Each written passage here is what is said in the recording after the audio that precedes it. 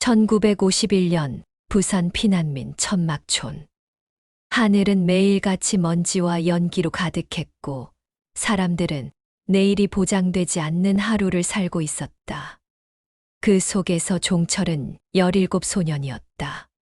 부모 없이 홀로 살아가며 미군 부대 인근에서 자비를 하며 연명하던 그에게 단 하나의 위안이 있었다. 바로 매일 저녁 같은 언덕에 앉아 일기를 쓰던 소녀 혜진이었다.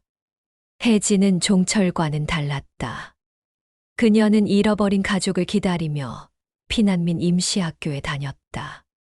언제나 단정한 머리, 빛바랜 교복, 그리고 낡은 노트를 꼭 품에 안고 다녔다.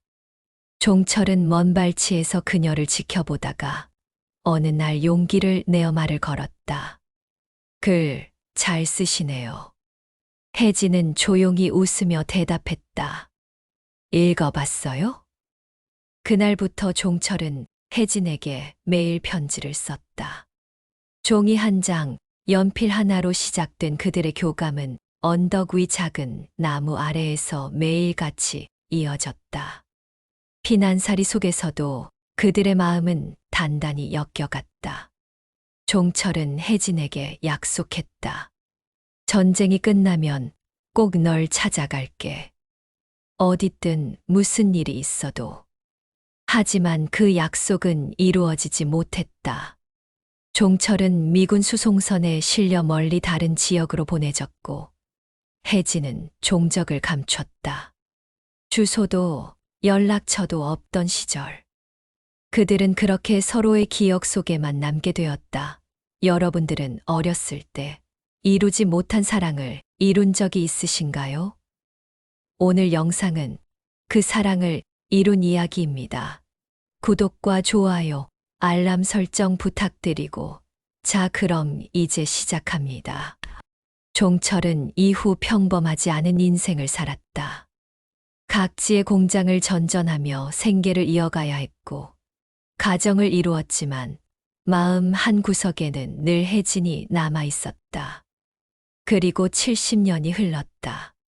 어느 날 정리하던 오래된 트렁크 속에서 그는 그녀가 준 마지막 편지를 발견했다. 당신은 반드시 나를 찾을 거라 믿어요. 내가 살아있다면 분명 다시 만나겠죠.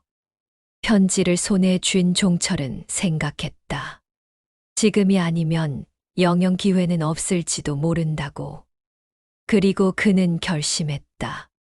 이제 그녀를 찾아 나서야 할 시간이었다. 종철은 부산에서 서울로, 서울에서 강원도, 산골로 이어지는 여정을 시작했다.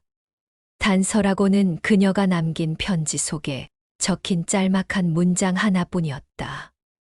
나는 바다가 보이는 언덕에서 매일 당신을 기다릴게요. 이 문장이 그의 지도를 대신했다. 바다가 보이는 언덕. 대한민국에 그런 곳이 한두 군데일까. 하지만 종철은 포기하지 않았다. 한 번도. 그는 전국의 작은 마을들을 찾아다녔다. 강릉의 솔밭 언덕, 통영의 벽화마을, 목포의 폐교 앞 언덕, 모두 발이 닿는 대로 걸었다. 가는 곳마다 주민들에게 낡은 사진 한 장을 꺼내 보이며 묻고 또 물었다. 사진 속에는 젊은 혜진이 있었다. 눈동자의 슬픔과 희망이 공존하던 그 표정은 아직도 종철의 기억 속에 생생했다.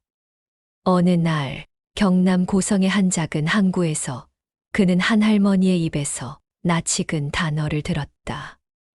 혜진이, 그 아이 이름 오랜만에 듣네.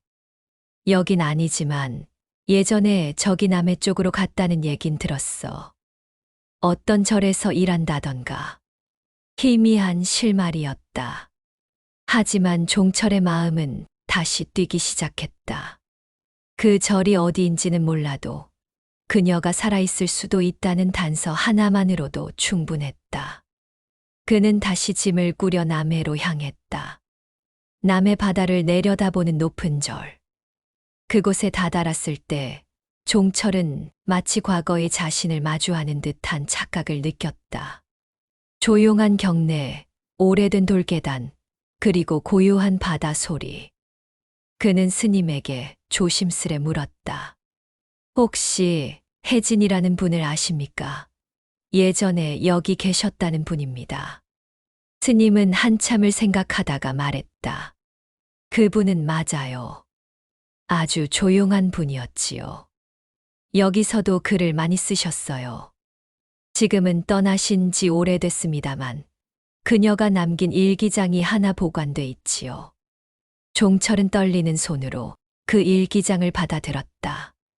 겉장은 바래고 종이도 누렇게 바뀌었지만 그 안에는 혜진의 손글씨가 분명히 남아 있었다. 나는 오늘도 언덕 위에서 당신을 그립니다. 당신이 살아있다면 이 글을 언젠가 마주할 거라고 믿어요. 그날이 오면 나는 이 바다를 건너 당신을 향해 웃을 수 있을까요? 그는 그 자리에서 한참을 움직이지 못했다. 그날의 약속은 아직도 그녀 안에서 살아 숨 쉬고 있었다. 종철은 일기장을 조심스럽게 품에 안고 절을 떠났다. 언덕에서 내려오는 길, 그는 여러 번 멈춰섰다. 기억과 현실 사이의 거리감, 그 틈에서 가슴이 저려왔다.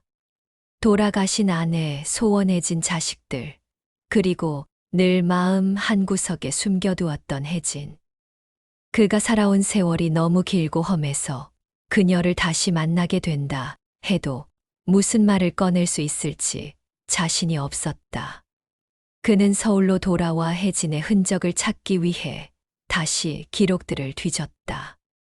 주민등록 대장, 과거의 출입국 기록, 오래된 신문 기사. 그리고 마침내 한 신문 구석에서 실린 작은 기사 한 줄을 발견했다. 남해 출신의 여류수필가, 혜진 김, 원고집, 기다림의 나날들 출간.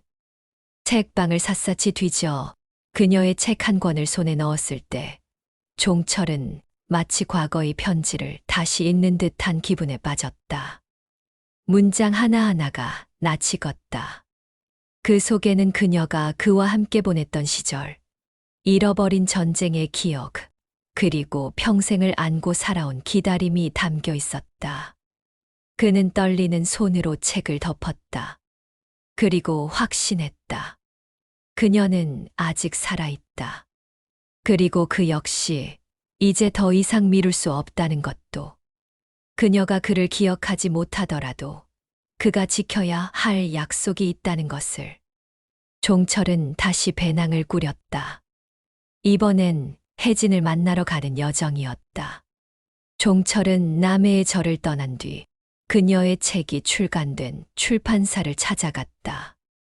서울의 어느 뒷골목, 세월의 흔적이 켜켜이 쌓인 작은 책방.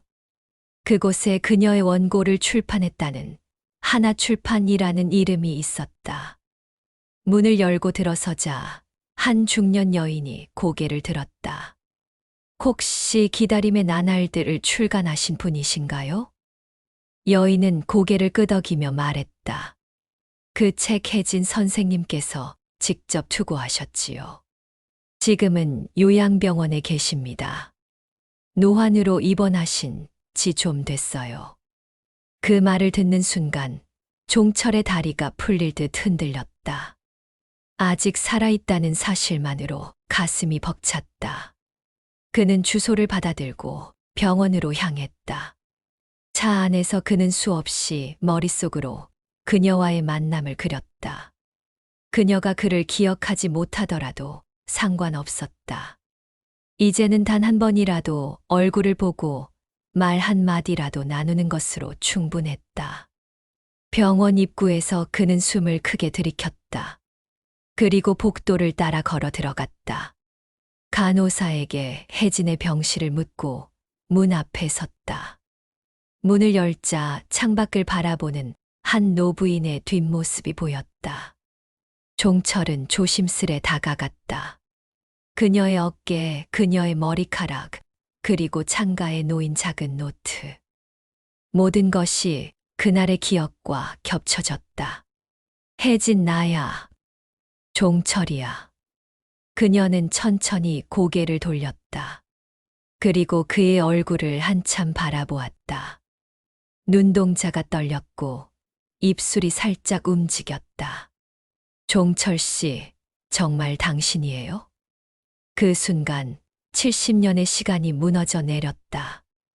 두 사람은 말없이 서로를 바라보았고 눈물이 얼굴을 타고 흘러내렸다.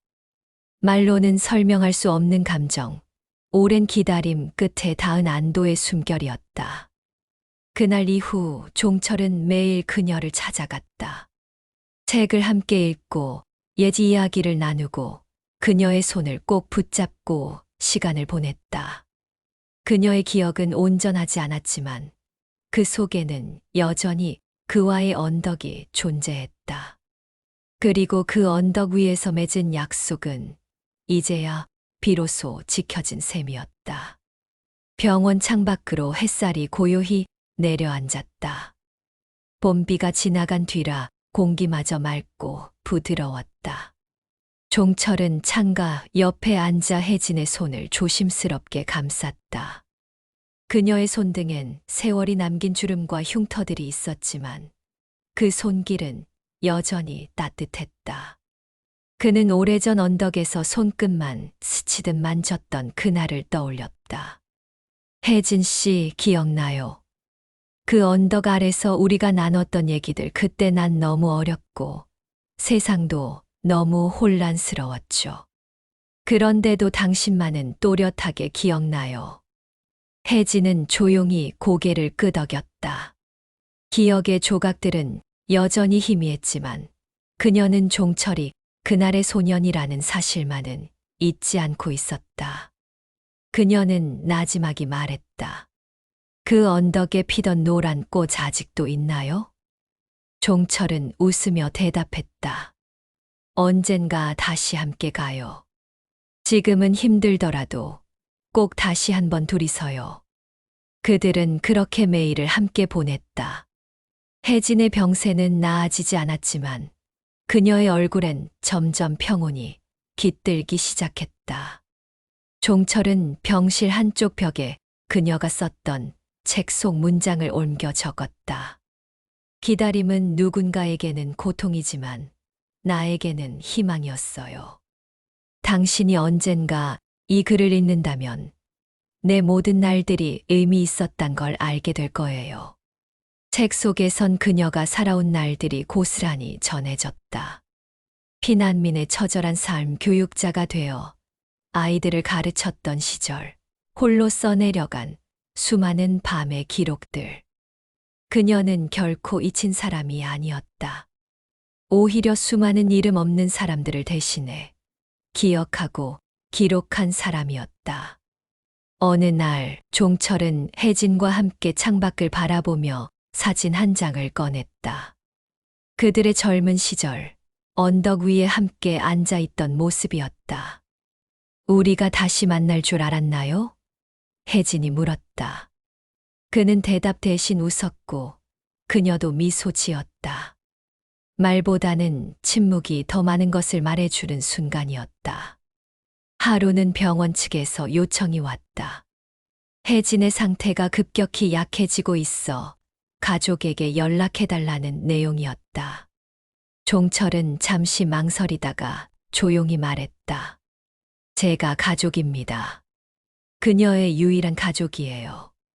그날 이후 종철은 혜진의 보호자가 되었고 그녀의 마지막 여정을 함께할 준비를 했다. 매일 그녀 곁에서 책을 읽어주고 창밖의 하늘을 함께 바라보며 시간을 보냈다. 혜진은 점차 말을 줄였고 대신 종철의 손을 꼭 잡고 미소 지었다. 그리고 어느 봄날 아침 혜진은 조용히 잠들었다. 숨결마저도 고요하게 마치 언덕 위에서 봄바람을 맞으며 졸던 그 시절처럼. 종철은 그녀의 노트와 일기, 사진, 그리고 책들을 고이 간직했다. 그녀를 땅에 묻은 날, 그는 그녀의 노트를 묘비 옆에 묻었다. 그 위에 한 문장을 새겼다. 그 언덕 위의 약속, 이제야 지켜졌습니다. 병원 창밖으로 흐드러지게 피어난 봄꽃들이 바람에 흔들리고 있었다. 창가에 앉은 혜진은 눈을 감고 그 소리를 듣고 있었다. 바람 소리, 나무잎 스치는 소리, 그리고 병실 안으로 들어오는 종철의 발걸음 소리까지. 그녀는 천천히 눈을 떴다. 오늘은 꽃이 많이 폈더군요. 병원 들어오기 전에 잠시 봤어요. 종철이 손에 들고 온 것은 혜진이 좋아했던 노란 민들레였다. 작은 유리병에 꽂힌 그 민들레는 혜진의 침대 곁에 조용히 놓였다. 그녀는 그것을 바라보며 옅은 미소를 지었다. 여전히 봄이 오긴 오네요. 난 이제 냄새도 잘 못 맡지만 그 노란색만 봐도 기분이 좋아요. 종철은 조심스럽게 그녀의 손을 잡았다. 혜진의 손은 뼈만 앙상하게 남았지만 그 안에는 여전히 따뜻한 체온이 남아 있었다. 혜진 씨, 내가 너무 늦게 왔죠. 혜진은 고개를 천천히 저으며 말했다. 아니에요. 나는 기다리고 있었어요. 그 시간들 전부 당신이 올 거라고 믿고 있었어요. 그래서 이렇게라도 당신을 다시 보게 된 거예요. 종철은 눈을 감았다. 수많은 후회들이 몰려왔지만 지금은 그 모든 것이 무의미했다. 그녀가 살아 있었고 그의 손을 잡고 있었기 때문이었다. 그날부터 종철은 매일같이 병원을 찾았다.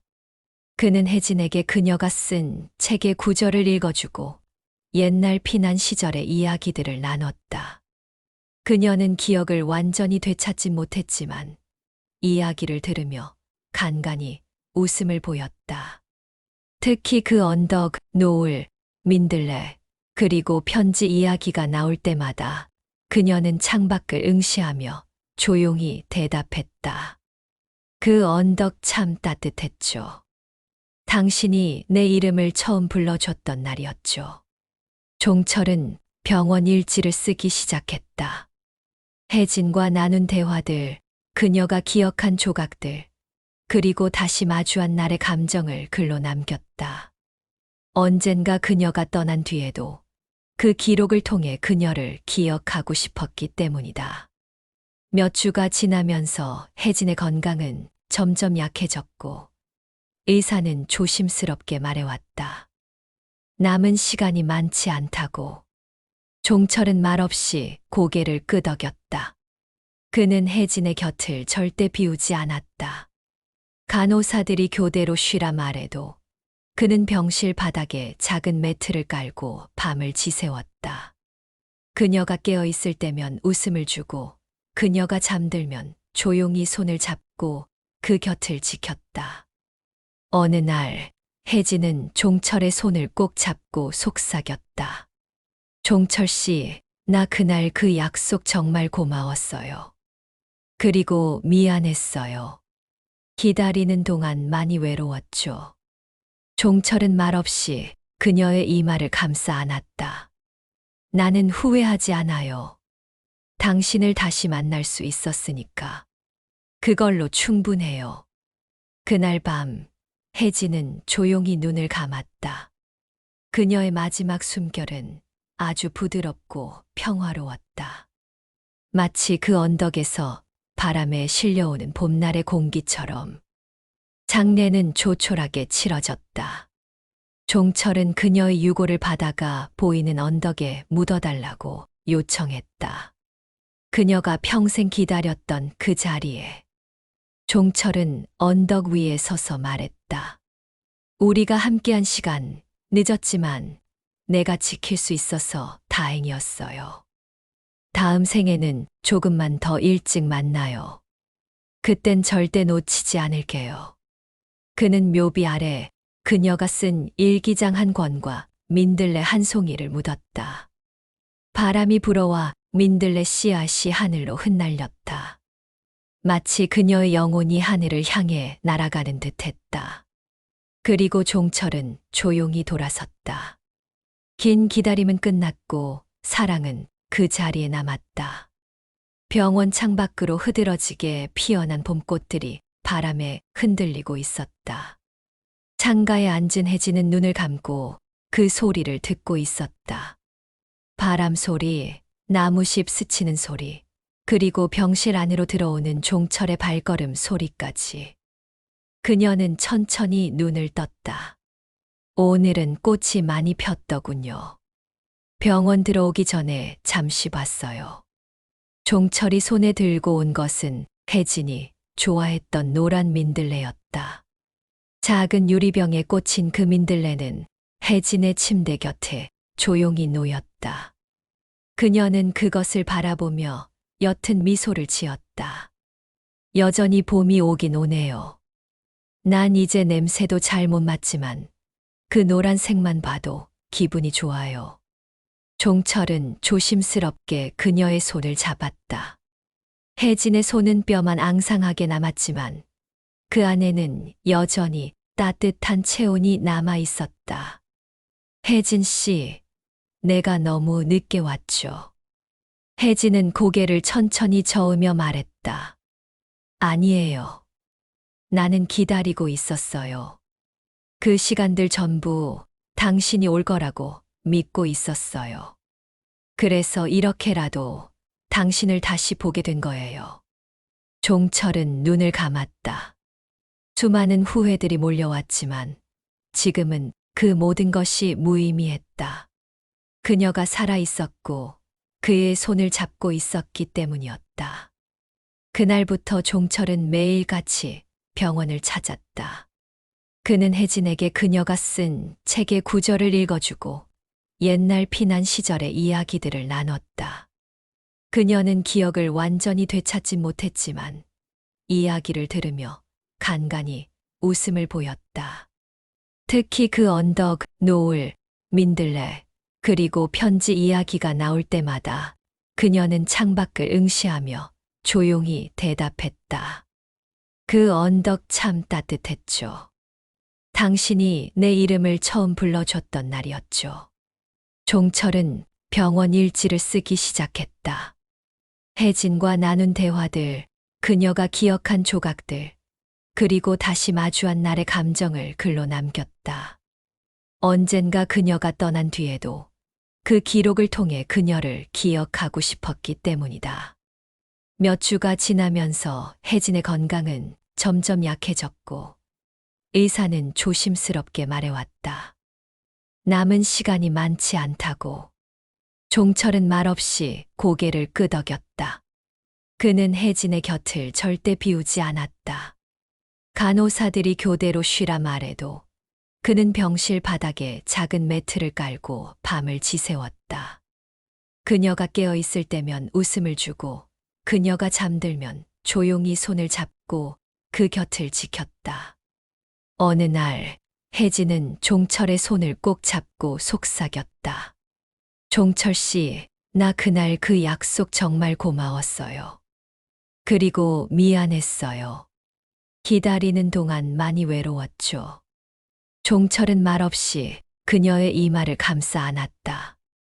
나는 후회하지 않아요. 당신을 다시 만날 수 있었으니까. 그걸로 충분해요. 그날 밤 혜진은 조용히 눈을 감았다. 그녀의 마지막 숨결은 아주 부드럽고 평화로웠다. 마치 그 언덕에서 바람에 실려오는 봄날의 공기처럼. 장례는 조촐하게 치러졌다. 종철은 그녀의 유골을 받아가 보이는 언덕에 묻어달라고 요청했다.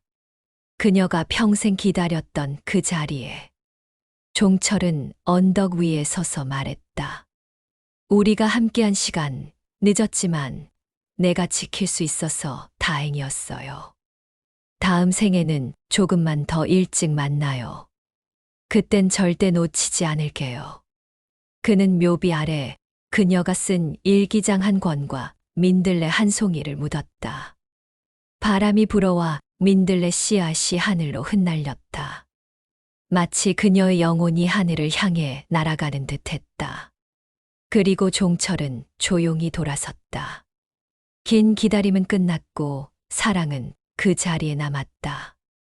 혜진의 장례를 치른 후 종철은 며칠간 언덕 근처의 작은 민박집에 머물렀다. 매일 아침 그 언덕을 오르내리며 민들레가 자라나는 모습을 바라보았다. 그녀의 묘비는 아직 새로웠지만 민들레 씨앗들은 벌써 자리를 잡고 노란 꽃을 틔우기 시작했다. 종철은 조용히 그녀와의 지난 날을 떠올렸다. 함께 보낸 시간, 놓쳤던 세월, 다시 만났던 순간, 그리고 마지막 작별. 그는 언덕 아래 마을의 도서관을 찾아갔다. 혜진이 생전 기증했던 책들이 작은 서가에 따로 분류되어 있었다. 책 등에 적힌 그녀의 이름을 따라 손가락을 움직이던 종철은 그중 하나의 책에서 작은 쪽지를 발견했다. 혜진의 필체였다. 읽고 있다면 당신은 결국 날 찾은 거겠죠. 우리 다시 만나기로 했던 봄날 기억하나요? 그때의 따뜻함이 당신을 지켜줄 거예요. 종철은 가만히 책을 가슴에 품었다. 혜진은 언제나 그를 기다리고 있었다. 단지 몸이 아닌 마음으로. 그는 자신이 얼마나 사랑받았는지를 새삼 느꼈고 그 사랑을 이제는 세상에 전하고 싶다는 생각이 들었다. 종철은 마을회관과 작은 도서관, 그리고 근처 초등학교에 연락을 돌렸다. 혜진의 삶과 글, 그리고 그들이 나눈 이야기를 아이들과 주민들에게 들려주고 싶었다. 노인 한 사람이 사랑의 기억을 어떻게 간직했고, 어떻게 그 약속을 지켜냈는지, 그것이 얼마나 큰 울림이 될 수 있는지를 나누고 싶었다. 마을 주민들은 처음엔 조심스러워했지만 종철의 진심이 전해지자 하나둘 마음을 열기 시작했다. 그는 혜진과의 이야기를 담은 작은 책자를 만들었고 그 책자는 조용히 입소문을 타며 지역 도서관과 복지관 등지로 퍼져나갔다. 노인이 들려주는 오래된 러브레터는 사람들의 가슴을 적셨다. 어느 봄날 그는 그 언덕에서 작은 낭독회를 열었다. 벚꽃이 바람에 날리고 민들레 씨앗이 흩날리는 그 언덕 위에서 그는 혜진이 쓴 시를 읊었다. 내가 그대를 처음 기다렸던 날, 바람은 오늘처럼 불었다. 그대는 늦었지만 결국 왔다. 봄은 늦게 오는 것이 더 따뜻하다. 사람들이 조용히 눈물을 흘렸다. 그리고 그 언덕은 그날 이후 기다림의 언덕이라 불리게 되었다. 누구나 사랑을 추억하고 누구나 잃어버린 사람을 기억할 수 있는 곳으로. 종철은 그 언덕 아래 조그만 벤치를 만들었다. 혜진이 앉았던 자리를 따라 만든 그 벤치에는 작은 동판이 붙어 있었다. 기다림은 사랑을 지키는 가장 오래된 방식입니다. 그리고 그날 이후에도 종철은 매일 그 언덕을 올랐다. 혜진이 그랬던 것처럼 조용히 바람을 느끼며 살아있는 모든 이들을 위해 기도하며. 사랑은 끝나지 않았다. 그것은 다시 태어난 듯 이제는 모두의 사랑이 되어 언덕 위에 머물고 있었다. 그해 여름, 종철은 다시 서울로 돌아왔다. 하지만 그는 더 이상 예전의 종철이 아니었다. 혜진과의 마지막 시간을 겪은 후 그는 자신의 삶에서 무엇이 가장 소중한 것인지를 뼛속 깊이 깨닫게 되었다. 비로소 그는 자신이 왜 여태껏 수많은 관계 속에서도 허전함을 느껴왔는지를 이해하게 되었다. 그 빈자리는 혜진이었다. 서울의 작은 아파트로 돌아온 그는 곧바로 책상 서랍을 정리하기 시작했다. 오래된 서류철 사이에서 혜진이 남긴 편지들이 나왔다.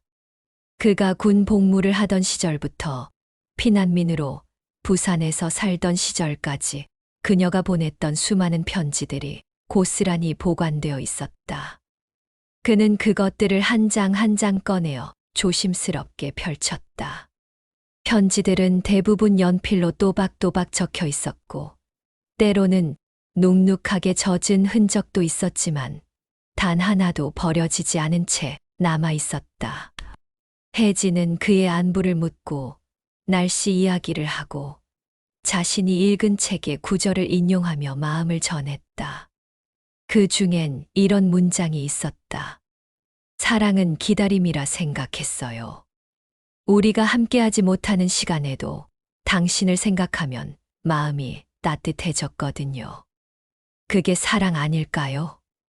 종철은 오래도록 그 문장을 들여다봤다. 그녀는 그리움 속에서 결코 외롭지 않았다는 사실이 그를 울컥하게 만들었다. 그는 이제야 비로소 그 마음을 온전히 마주할 수 있었다.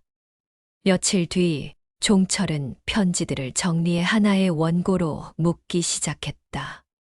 각 편지에 그가 새롭게 느낀 감정을 덧붙이며 그것을 세상과 나누고 싶다는 생각이 들었다. 우리가 주고받은 시간이라는 제목을 붙인 이 원고는 곧 작고 소박한 출판사에서 책으로 출간되었다. 책은 느리지만 꾸준히 사람들에게 읽혔다. 각자의 상실과 그리움을 가진 이들이 이 책을 통해 위로를 받았고, 혜진과 종철의 사랑은 하나의 이야기로서 살아남기 시작했다. 어느 날 그는 출판사 편집자로부터 전화를 받았다. 어르신, 이 책이 중고등학교 독서토론 도서로 추천됐어요. 요즘 아이들이 감정을 말로 표현하기 어려워하는데 선생님들께서 이 책을 통해 그걸 배우길 바란다고 하시더라고요. 종철은 놀람과 함께 고개를 끄덕였다. 혜진의 글이 아이들에게 닿는다는 사실이 믿기지 않았지만 동시에 그는 마음 깊은 곳에서 그걸 혜진도 알고 있을 거라 생각했다. 그녀는 늘 따뜻한 말로 사람들을 감싸던 사람이었으니까. 그는 책의 인쇄 일부를 혜진의 이름으로 장학재단에 기부하기 시작했다. 기다림의 장학금이라는 이름으로 가정 형편이 어려운 학생들에게 전달됐다. 종철은 그 장학증서에 직접 손편지를 써 넣었다. 사랑은 기다림이고 기다림은 믿음입니다. 누군가 당신을 믿고 기다리고 있다는 걸 잊지 마세요. 그리고 해마다 봄이 오면 종철은 다시 언덕으로 돌아왔다. 민들레가 피기 시작한 언덕에서 그는 혜진에게 읽어주듯 작은 책을 펼쳐 읽었다. 사람들은 종철을 보며 말하곤 했다. 저분은 참 오래 사랑한 분이야. 사랑은 기억 속에서만 존재하는 것이 아니라 지금 여기를 살아가는 방식이었다. 종철은 그 방식대로 살아갔다. 혜진을 잃었지만 그녀를 세상에서 다시 피워냈다. 그 민들레처럼 조용히 그러나 끈질기게. 가을이 다가왔다. 종철은 혜진과의 마지막 약속을 떠올렸다. 당신이 언젠가 시간이 되면 우리가 가고 싶다던 전국 일주를 꼭 떠나줘요. 내가 함께 가지 못하더라도. 그 말은 농담처럼 흘러갔지만 종철은 그것을 진심으로 받아들였다. 그는 조용히 짐을 꾸렸다. 배낭에는 혜진이 살아생전 가장 아끼던 스웨터 한 벌, 그녀가 마지막으로 써준 편지, 그리고 자필로 복사해둔 책 한 권을 넣었다. 이번 여행은 단순한 관광이 아니었다.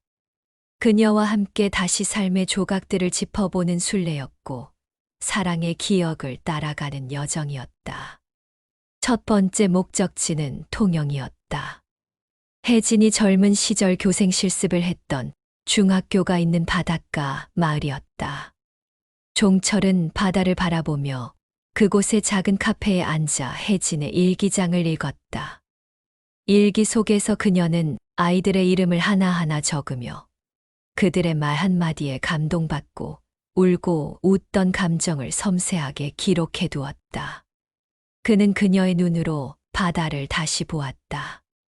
단순한 풍경이 아닌 수많은 감정과 사연이 담긴 장소였다. 그 다음은 전주였다. 혜진과 함께 봄마다 찾곤 했던 전주 한옥마을. 종철은 그 골목길을 천천히 걸으며 옛날 그들이 나눈 대화를 떠올렸다. 비 오는 날 젖은 기와를 보며 혜진이 했던 말이 기억났다. 비는 흙을 적시지만 사랑은 마음을 적시잖아요. 그때는 웃으며 넘겼던 말이 이제는 가슴 깊이 박혔다.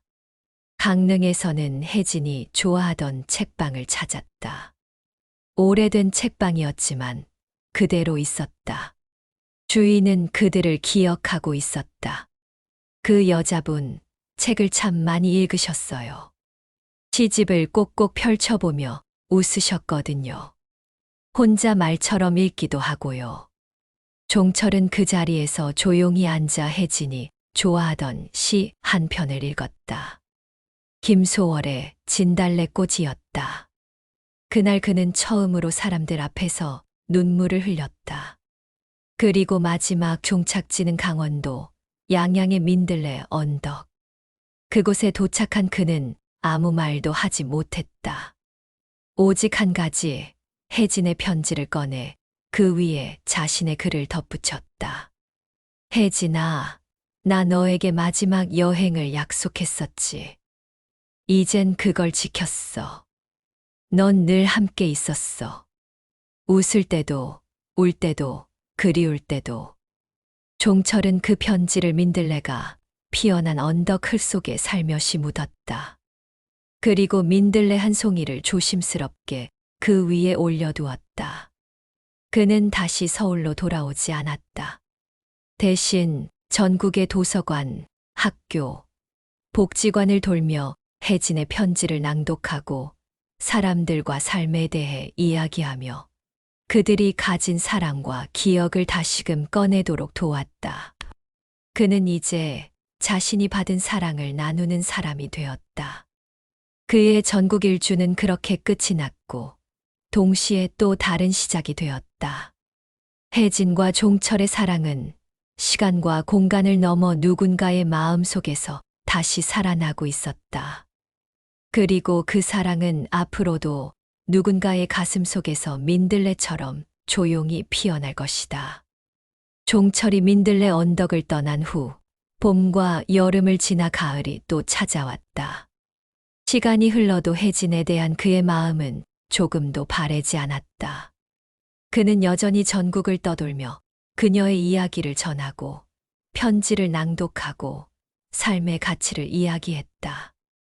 그러나 어느 날부터인가 종철은 말수가 줄고 여행의 걸음도 느려지기 시작했다.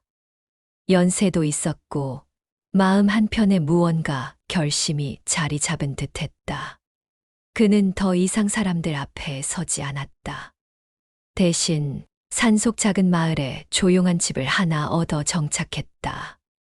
그 집에는 혜진과 주고받은 편지들과 그녀의 유품들이 정갈하게 놓여 있었고 책상 위에는 그가 써 내려가기 시작한 또 다른 원고가 펼쳐져 있었다. 이번에 그가 쓰는 이야기는 이름 없는 꽃이라는 제목의 에세이였다. 혜진의 이름도 자신의 이름도 등장하지 않는 형식이었다. 그는 이렇게 썼다. 어떤 사랑은 사람들에게 보여주지 않아도 된다. 다만 그 사랑을 지닌 사람이 그것으로 살아간다면 그걸로 충분하다. 그가 만난 사람들의 사연도 함께 적혀 있었다. 어린 시절 헤어진 누나를 평생 기다리며 살아온 할아버지, 죽은 남편의 묘 앞에서 매일 점심을 도시락에 싸와 먹는 아주머니, 아들의 사진을 가슴에 품고 전국을 걷는 어머니. 종철은 이들의 이야기를 조용히 기록했다. 그리고 마지막 페이지에 이렇게 남겼다. 사랑은 이름이 없어도 누구의 것도 아니어도 그 자체로 의미가 있다. 민들레처럼 어디든 피어나고 누군가에게 위로가 된다. 나 역시 그 이름 없는 꽃 중 하나였다. 그 책은 세상에 조용히 나왔지만 반응은 뜨거웠다. 책을 읽은 사람들은 모두 자신의 마음속에 있던 이야기를 다시 꺼냈고 전국의 도서관에서 독서 모임이 자연스럽게 생겨났다.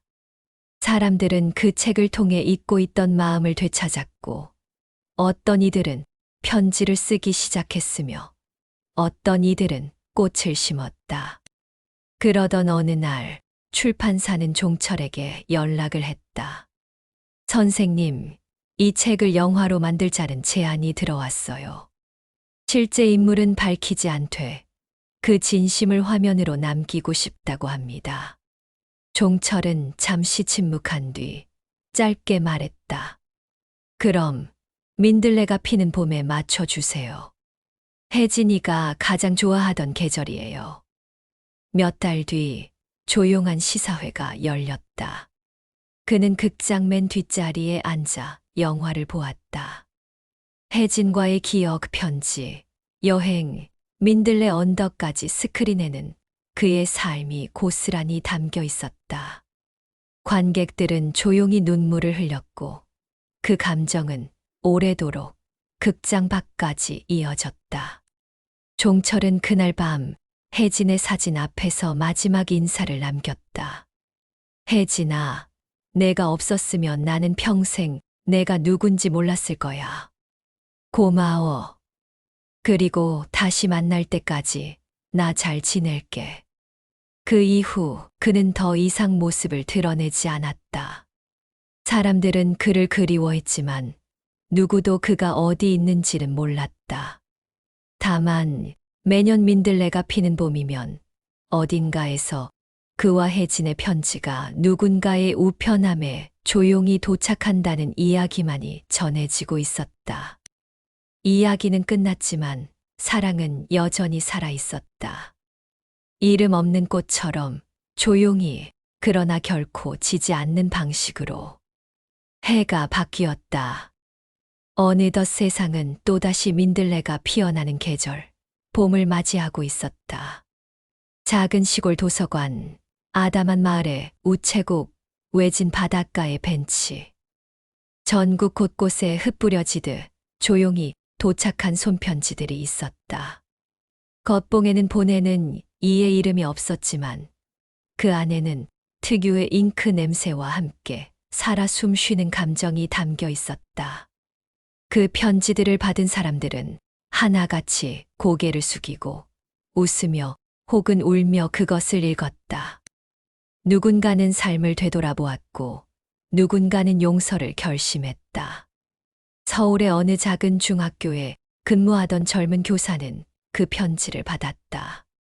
편지에는 그가 맡고 있는 학생 중 한 명에게 건네는 글이 담겨 있었다. 아이의 눈은 세상의 빛을 닮았습니다. 그 아이가 외로워하지 않게 선생님의 마음이 함께 해주세요. 그 짧은 글에 그는 며칠을 울었다. 그리고 다음 학기 아이들의 눈을 보며 웃는 법을 다시 배웠다. 제주의 한 해녀는 바위 틈에서 낡은 유리병을 발견했다. 병 안에는 물에 젖지 않도록 곱게 감싼 쪽지가 들어 있었다. 글씨는 둥글고 따뜻했다. 파도는 밀려나도 다시 돌아와요. 우리 마음도 마찬가지죠. 때론 멀어졌다가도 결국 돌아오게 되어 있어요.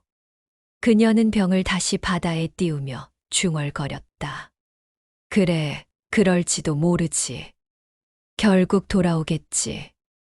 이 편지들이 어떻게 보내졌는지, 누구의 손에 의해 배달되었는지는 아무도 몰랐다. 그러나 사람들은 그것이 그 남자 종철의 손길에서 시작된 것임을 어렴풋이 알고 있었다. 그는 이 세상에서 사라졌지만 그의 사랑과 이야기들은 여전히 누군가의 삶 속에서 피어나고 있었다. 누군가는 그의 편지로 용서를 했고, 누군가는 고백을 했으며, 또 다른 누군가는 새로운 시작을 다짐했다. 그해 봄, 강원도 어느 산마루에는 이름 없는 무덤 하나가 조용히 생겼다. 누구의 것도 아니지만 매년 민들레가 만발하고 주변엔 누군가 남겨둔 손편지와 소박한 꽃다발이 놓였다. 무덤 앞에 세워진 작은 표지판엔 이렇게 적혀 있었다. 이름 없는 꽃이 여기 잠들다. 그 향기는 오래도록 누군가의 마음에 피어나리.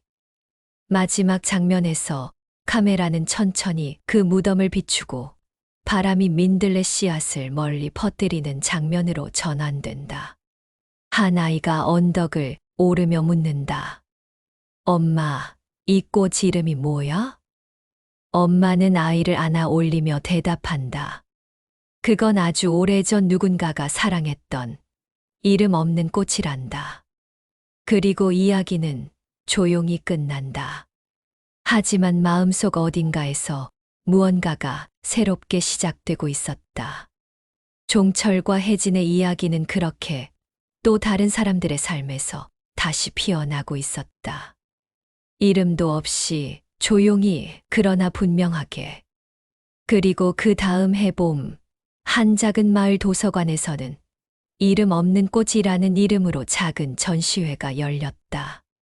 이 전시회는 이름도 없이 살았지만 사람들의 마음에 남겨진 사연을 중심으로 꾸며졌다. 사진, 편지, 민들레 말린 꽃잎, 그리고 종철이 남긴 노트의 일부가 전시되었다. 전시회 한편에는 한 할머니가 작은 화분을 들고 와 놓았다. 화분에는 민들레가 활짝 피어 있었다. 그녀는 조용히 전시장을 돌고 종철의 편지 앞에서 오래도록 서 있었다.